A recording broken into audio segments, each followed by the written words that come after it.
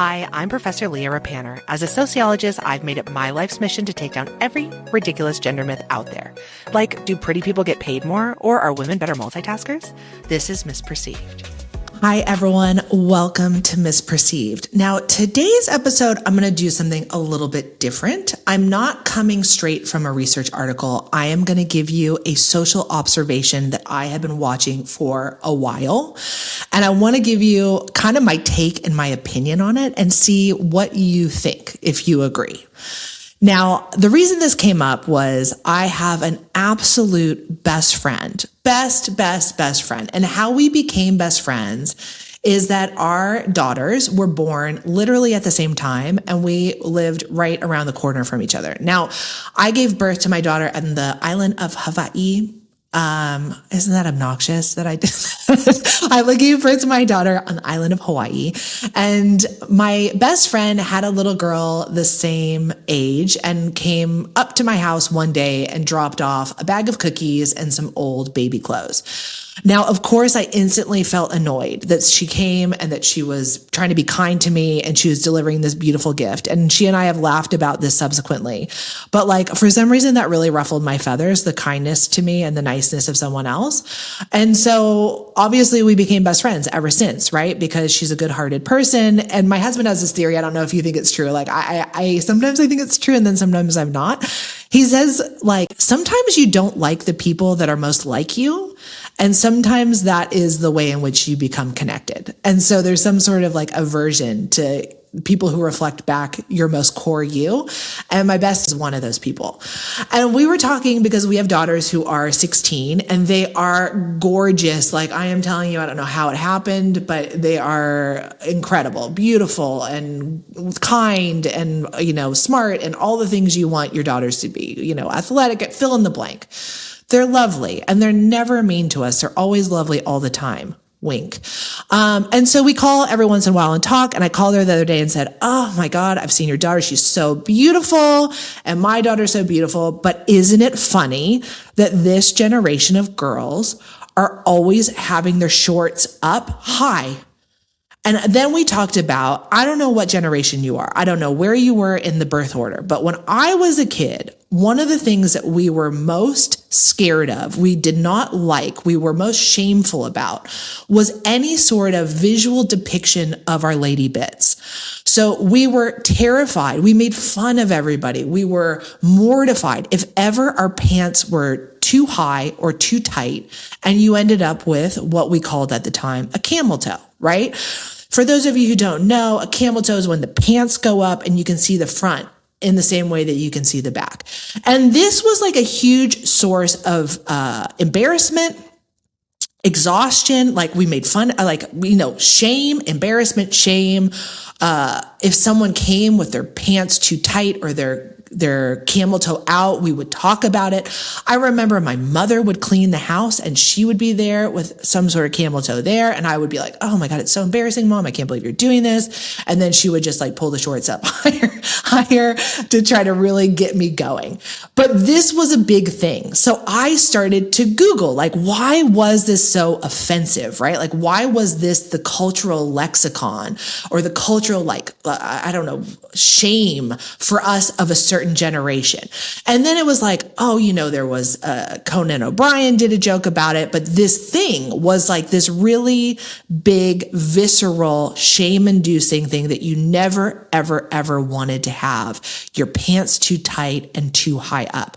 I remember, I've thought about this a lot for this episode, but I also remember watching 90210 and feeling so embarrassed for Shannon Doherty because her Levi jeans were just too high. And I felt oh, this poor woman, she doesn't know.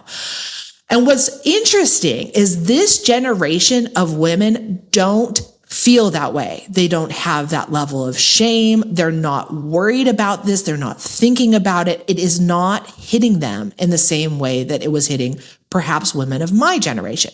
I know this because I have a daughter, and my daughter always has her pants up high. And I am a woman who is a feminist. I don't know if you know this. I don't know if I've made it clear from the start or finish, but I am an ardent, strong feminist. But feminism for me is about how do you open up choice? How do you make sure that people can operate and move through the world in the ways in which they want? Of course, safe and respectful of others. It's not like anarchy, but how do you open up choice for men and women to express themselves in a range of different ways, in ways that are closer and more aligned to their souls, in ways that open up options, in ways that don't feel shameful, in ways that feel good for them. And so we can all treat each other a little bit kinder, a little bit more empathetic, a little bit less judgmental, a lot less judgmental, and that you can do what you want, again, as long as it's safe and respectful for others. Like you can't go out and murder people, can't go out and rob people, but like you can express yourself through your clothes, through your outfits, through your words in ways that actually, capture who you are. And so when I see my daughter coming down with her yoga pants up high, I am like, very always biting my tongue of like, do you want to sometimes I'll say something like, oh, you want to pull those down a little bit? 1 or 2 times I've said that. But what I have to do is kind of push down the shame that I learned in my adolescence and not put that or project that onto her. So I try to say nothing. And what I've noticed is this generation of women, they just don't care. Like they don't care. It's not a shame-inducing moment. They're not ashamed of their bodies in the way in which we were trained and taught to be ashamed of them. I told my husband, I'm going to do this podcast on the camel toe. And he was like, people are going to be offended. And then I had a moment of like, why? Why are people offended by this? And then I started to think about, this is all about, we were trained at a moment in time to feel shameful as our bodies changed. I remember feeling incredibly, okay, this is like, I'm going to tell a little private story. I remember as I was developing, right, as I was going through the puberty, there was this moment where I didn't have the right bra. The bodysuits were in, right? The bodysuits were like so in, everyone was wearing them. And I read in Young Miss YM magazine, because I read this all this time, like this embarrassing thing about how embarrassed this woman was that her nipples were out. And what she did was she put Band-Aids over them because she didn't have the bra. And I showed up in 6th or 7th grade with Band-Aids on and a bodysuit. It's like, I'm sure everyone knew what was happening, right? But I knew that I was supposed to feel ashamed that my body was changing in a way that was sexual, right? And so I'm going to say to you, I think these two things are tied. I think this idea of being afraid of like showing off the camel toe and then being afraid of showing off the nipples, for a generation of women, we were told that was shameful and your bodies were shameful. That what you're doing is you have to hide that, you shouldn't show that there's something wrong with you, that you should be made fun of. What I'm seeing now is a generation of women who are actually don't care. They have a wider range of expression. They're not ashamed of being feminine or sexual. They're not ashamed of, having nipples. Like, what a ridiculous thing, right? Like, God, I'm so ashamed that I have nipples. Men have nipples, women have nipples, dogs have nipples. There are nipples everywhere. And yet only one group is told, you should really be ashamed of those. Like, you need to cover those up and not let anyone know that you have them. You're the same idea around shaming women for having pants that don't fit right, the having some sort of visualization in the front of what is happening underneath. We don't feel that way in the back. We don't feel that way around curves. It's this one spot, right? There are 2 spots where women are supposed to feel ashamed: if they show off the front bits and if they show off the nipples. Now, here's what I love, and I know you're going to be mad at me for saying this. I do wonder to what extent the Kardashians are helping this movement along.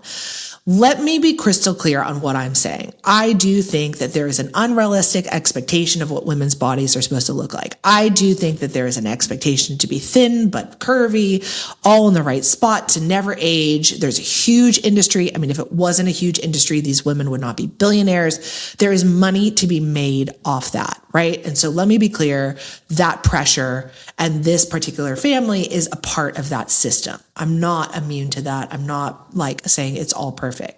But what I like that they're doing is that they've actually stepped in and said women's bodies aren't shameful. They've actually stepped in and say it's not a bad thing to be curvy and sexual. That they have these products where they're actually challenging our social expectations of what beauty and standards for women are. They have products that are like, the underpants with the pubic hair on them. Like, you can buy them in all different colors. I mean, how many women were shamed for that, right? There was a whole generation of women that were shamed for having pubic hair, shamed for having a vagina, shamed for having nipples, shamed for being sexual objects. The idea was you were supposed to be sexual and you were supposed to be pretty, but only in the way in which men wanted. And men didn't want hair. Men didn't want a visualization of that. Men wanted certain different things. And so there is some value in the way in which they're poking fun, the way in which they're showing back to us our society, the way in which they're building bras with nipples built in. They're building underwear with pubic hair on the outside to show you how much ridiculousness is happening, how much constraint we have on women's bodies. I started to think too a little bit about like, what about men, right? Like, you know, there's often fashion movements where they do the same thing for men, where you might build something out to accentuate the penis, right? Like the men's fronts. And why is it different, right? Why do those things never go? Why are they not viral? Why do they not take hold? And what's the difference between those two things? And I think the difference is there's not shame around men's genitalia. I mean, there is a expectation that men should be, you know, showing, you know, like that penis size matters. And this is what we want. And this is a sign of masculinity. And, you know, this is not a shameful part of their bodies. This is a part of their bodies that is celebrated, that is enhanced, that we talk about. But for women, so who cares, right? If you have some sort of fashion design that makes that more accentuated. Who cares? I don't know. Great. We all know you love your penises. Cool. Like now you just love them a little bit more. It's not confrontational in the way in which I think this stuff that is around women's fashion shows us all the ways in which we shame women, we control women, we tell them to sit in a perfect box. It's not really for them, you know, be sexual, but not too much. It's all about the male gaze. I don't mean GAYS. Hi, love you. I mean, GAZE, where we're dressing for or showing up in the world to be attractive to men in ways that men will want us, or in ways that don't make men want us, right? That we don't want that type of attention. So we try to hide parts of our body to reduce the attraction, the attention from men. And so that's all about women's bodies as being the object of men's gaze, GAZE, their vision, their desires, their looks.